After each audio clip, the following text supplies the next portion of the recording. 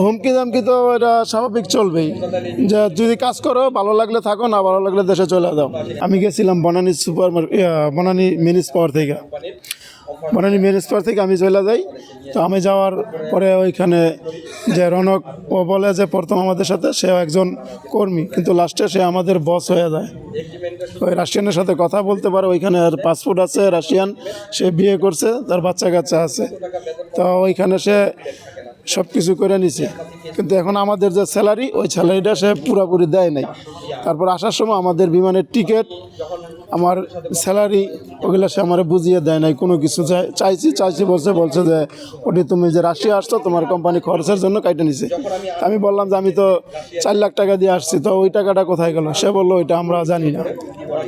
দেশে আসছি, আমার স্যালারি, আমি কাজ করি 11 ঘন্টা, আমি বেতন চাইলে আমার বেতন কত আসছে আমাকে দেয় না, কোনো স্যালারি শিট নেই। বা পৃথিবীর কোনো দেশে নাই যে একটা ওয়ার্কার কাজ করলে তার স্যালারি শিট হবে না।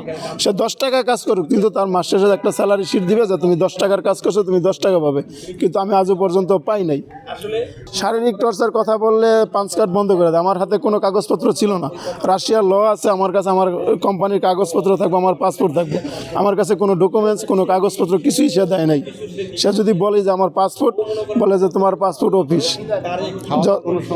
খাওয়া দাওয়ার সমস্যা, ভাই খাওয়া দাওয়ার সমস্যা। এখন ওইখানে থাকতে হলে যে খাবার ওইটাই খাইতে হবে, বাইরে কোনো খাবারের ব্যবস্থা নাই, পাকের ব্যবস্থা নেই। হুমকি দামকি তো এটা স্বাভাবিক চলবেই, যে যদি কাজ করো ভালো লাগলে থাকো, না ভালো লাগলে দেশে চলে যাও।